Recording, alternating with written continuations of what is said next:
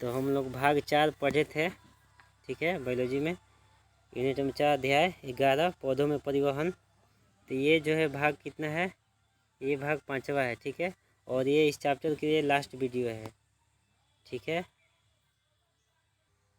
तो ध्यान रखिएगा, इसमें हम लोग वाष्पोत्सर्जन क्रिया के बारे में पढ़ेंगे। तो देखते हैं, सबसे पहला नंबर एक छोटा सा टॉपिक है। अच्छा, यहाँ पर देखिए, यहाँ पर एक बिंदु स्राव के बारे में बात किया जाए, जिसको हम लोग गटेशन भी कहते हैं। क्या कहते हैं? गटेशन।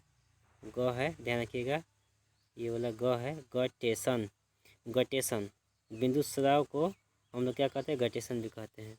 देखिए, बिंदु स्राव क्या होता है, ये पत्ती जो है, पत्तियों पर इस प्रकार से जो यहाँ पर है पानी का जो बूंद होता है, इस प्रकार से जमा रहता है, और वहीं से पानी स्राव होता है। जो सूर्य के जो प्रकाश होता है, यह अपनी ओर खींचता रहता है पानी को। तो इसी बिंदु स्रोत से जो है सूर्य का जो प्रकाश है, यहाँ से पानी जो है खींचता रहता है। और ये पानी किस रूप में रहता है? लिक्विड रूप में रहता है। ये जिस जड़ है मान के चलिए, और यहाँ पर पत्ती बनाया गया है, पत्तियों पर जो ये बूंदा दिखाया गया है, ये पानी का मतलब बूंद है। जैसे सुबह सुबह हम लोग को देखने को मिलता है पत्तियों पर, ये ज़्यादातर घास में हम लोग को देखने को मिलेगा। ये घास का नाम है हर्बेकस प्लांट है।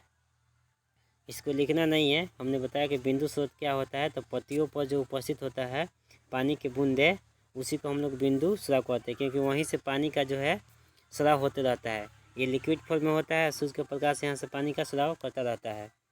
तो उसको हम लोग क्या कहते हैं? बिंदु स्राव कहते हैं, जिसको हम लोग गटेशन भी कहते हैं। क्या बोलते हैं? गटेशन, ठीक है, ध्यान रखिएगा। तो इसको जो लिखना नहीं, क्या समझने के लिए बता दिए कि बिंदु स्राव किसको कहेंगे, ठीक है। चलिए आगे बढ़ते हैं हम लोग।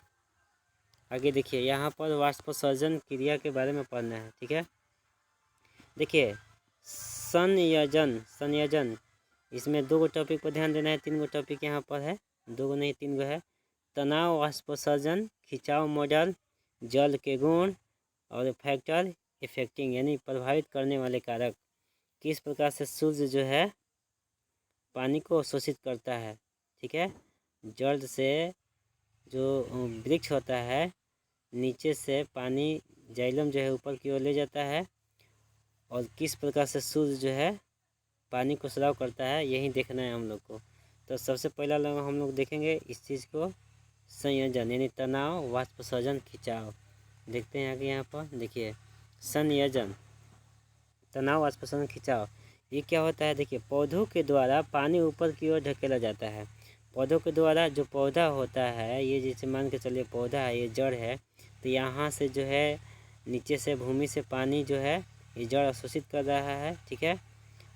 जड़ अवशोषित करके और जाइलम जो है ऊपर की ओर पानी को ले जा रहा है। यानी यहाँ पर ऊपर की ओर एक मूल दाब कल बताए थे, और अगले वीडियो में कि मूल दाब लगता है, ऊपर की ओर ढकेलता है, या फिर ऊपर से खींचा जाता है। तो सूर्य के पास अगर पानी को ऊपर से क्या करता है? खींचता है। इसकी संचालक शक्ति पत्तियों में वाष्पोत्सर्जन की प्रक्रिया का परिणाम होता है। पत्तियों में उपस्थित जो होता है बिंदु स्राव, जो भी अपने समझाया, उसी के द्वारा ये सूर्य जो है पानी को खींचता है। ध्यान रखिएगा, इस मॉडल में ध्यान रखिएगा, संयोजन तनाव वाष्पोत्सर्जन क्रिया मॉडल में इस प्रकार से जो है पानी का ऊपर में है, यहाँ पर लिखा गया है। ये कोई बड़ी बात नहीं है समझने वाली। देखिए, पौधों के द्वारा, ध्यान रखिएगा, पौधों के द्वारा पानी ऊपर की ओर क्या कर ढकेला जाता है, या फिर ऊपर से खींचा जाता है। इसकी सनात्मक शक्ति पत्तियों में वाष्पोत्सर्जन की प्रक्रिया का परिणाम है। पत्तियों से ही वाष्पोत्सर्जन की क्रिया होती है। चलिए आगे ध्यान दीजिए, आगे क्या है यहाँ पर।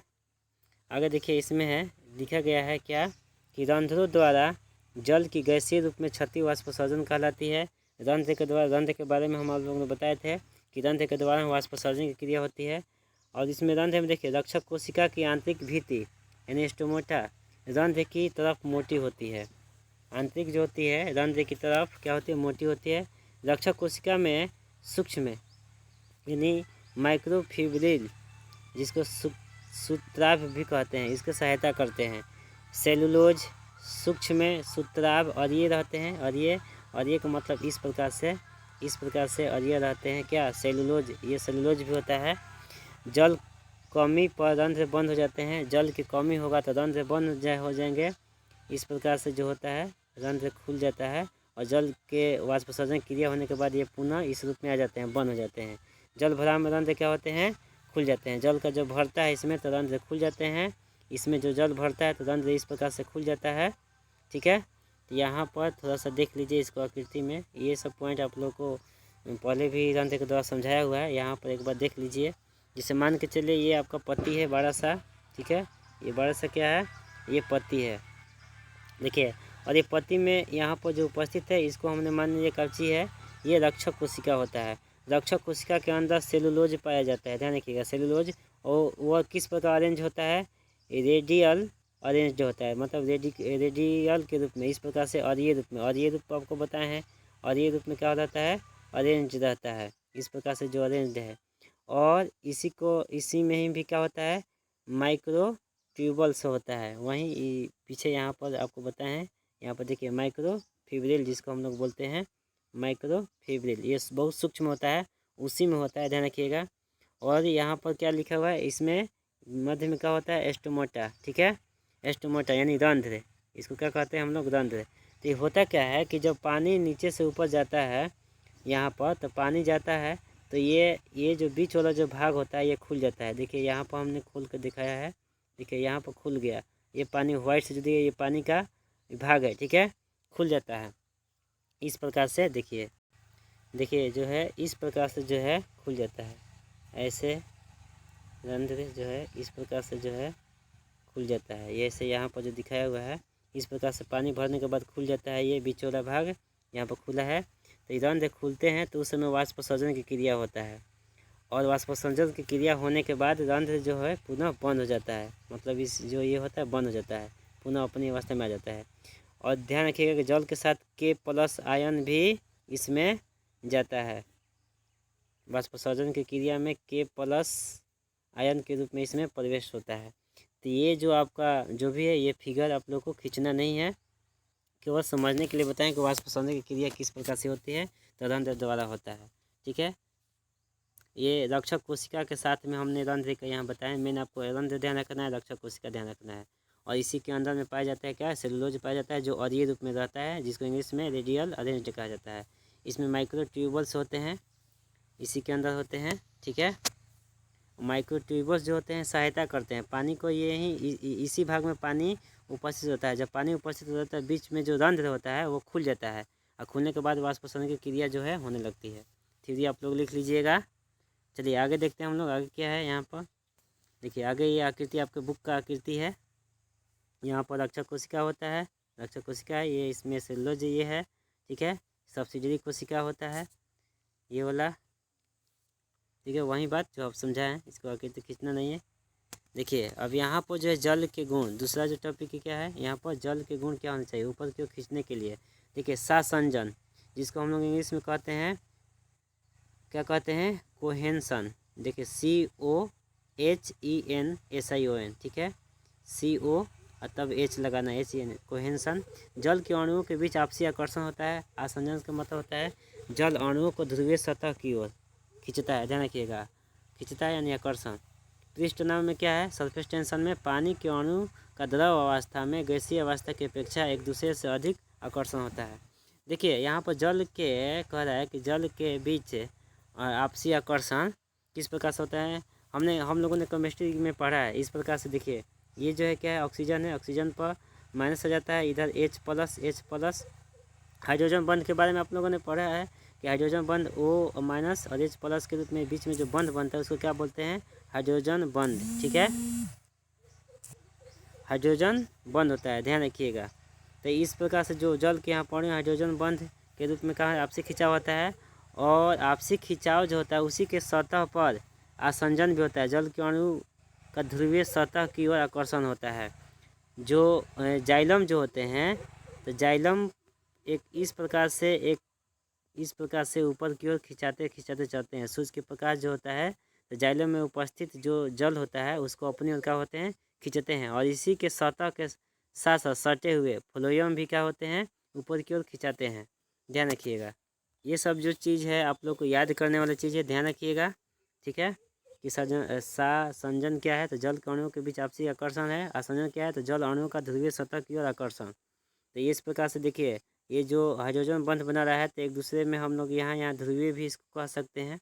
ठीक है, तो ध्रुवीय सतह भी बनाता है। जाइलम जो फ्लोएम होता है, जाइलम के सतह से जो ऊपर में जाइलम खिंचाता है तो उसकी सतह से भी मतलब फ्लोएम भी ऊपर की ओर खिंचाता है। तो ये सब जो टॉपिक याद करिएगा। पृष्ठ तनाव जो होता है, पानी के अणु जो का द्रव जो होता है अवस्था में गैसीय अपेक्षा की क्या लिखा है कि पानी के जो अणु होते हैं द्रव अवस्था में गैसीय अवस्था की अपेक्षा एक दूसरे से अधिक क्या होते हैं, आकर्षण होता है। ठीक है, तो ये मतलब कह रहा है कि लिक्विड अवस्था में अधिक आकर्षण होते हैं। ठीक है, इसको आप लोग को साफ नहीं दिखाई दे रहा होगा तो यहाँ पर देख लीजिएगा, यहाँ से भी आप उस चीज़ को लिख लीजिएगा। ठीक है, वहाँ पर हम समझाने के लिए ऐसा किए हैं। ठीक है, यहाँ पर मीनिंग सुधार कर लीजिएगा। एच जो है यहाँ पर लगाइएगा COHENSION। ठीक है, यहाँ पर ये बात क्या है, कोहेंसन है आसंजन के। ठीक है, वही बात यहाँ पर लिखा हुआ है। ये याद करने वाली चीज़ें याद कर लीजिएगा। चलिए आगे देखते हैं हम लोग। चलिए देखिए यहाँ पर जो है ये एक टॉपिक है फैक्टर, कारक मतलब प्रभावित करने वाले कारक कौन कौन से हैं। देखिए बाह्य कारक होते हैं और क्या होते हैं, आंतरिक कारक होते हैं। बाह्य कारक होते हैं और क्या होते हैं, आंतरिक कारक होते हैं।